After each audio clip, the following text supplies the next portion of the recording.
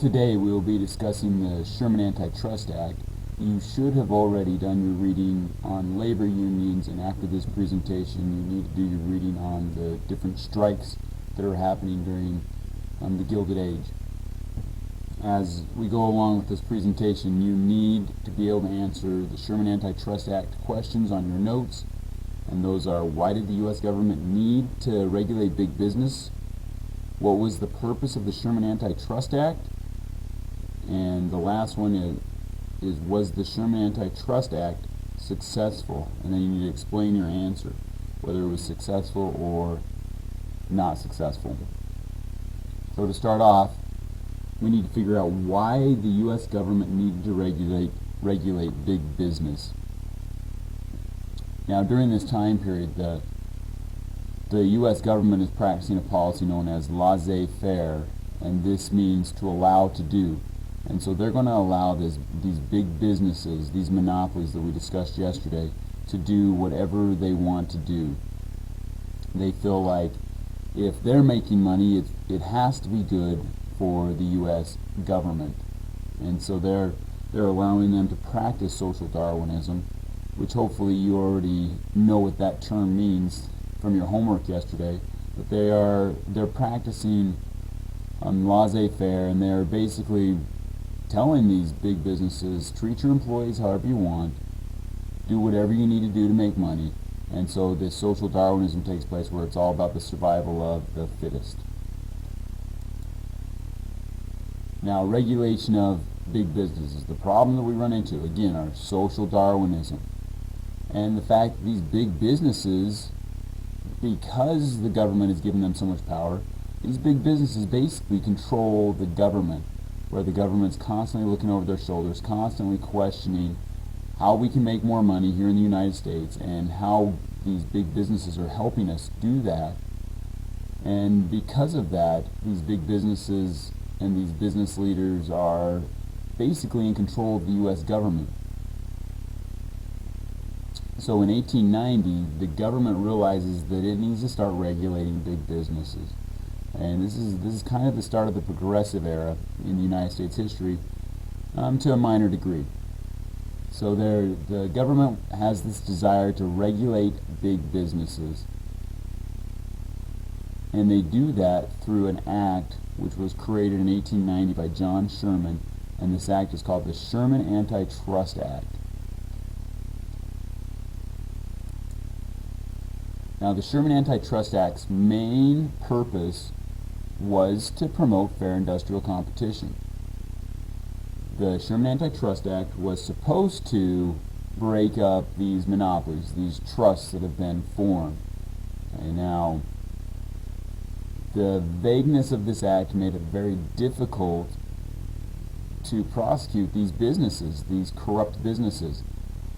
The main problem that they run into is we have all these trusts and monopolies in the United States.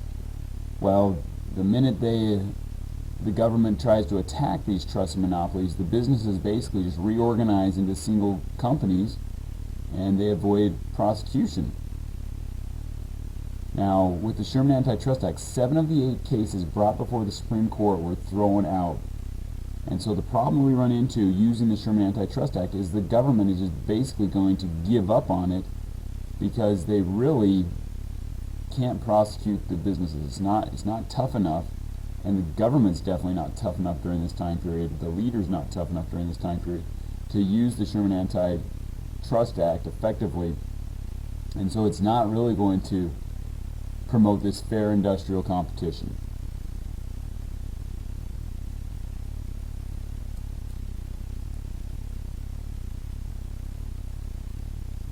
Now, you guys are going to read about the labor unions and the fact that these labor unions that have been created, that you've already read about, to help them gain more power, they're going to have to start to strike. And you guys are going to read about several strikes that happen in the United States during this time period, so that workers can gain rights and they can kind of defeat these monopolies and gain these benefits they need to be successful in life also. So you guys need to read about those strikes. The reason why I have to bring up strikes right now is because this is these strikes are in a direct correlation with the Sherman Antitrust Act. So these labor unions will go on strike, and they will basically be trying to fight for their rights, but it won't work because the government will come in and break up a number of these strikes. And now the reason why the government comes in and breaks up these strikes, they're not going to use the Sherman Antitrust Act to promote fair industrial competition. They're actually going to use the Sherman Antitrust Act to stop strikes.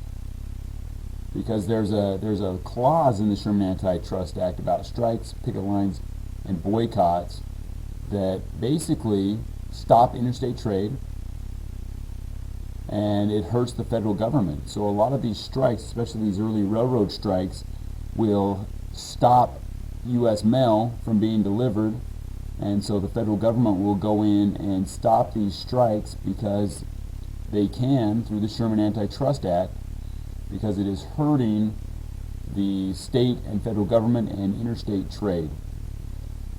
And with the Sherman Antitrust Act, that is totally legal.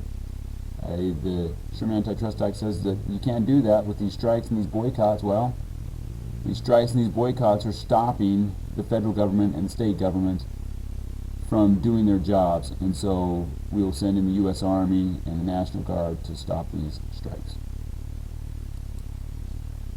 And that will be the main reason, the main purpose that the federal government uses the Sherman Antitrust Act, to come in and to stop these labor strikes. Instead of promoting fair industrial business competition, they're going to go in there and they're going to stop the strikes using the Sherman Antitrust Act. And it's really not going to be until Theodore Roosevelt comes along that the Sherman Antitrust Act will be used for its intended purpose.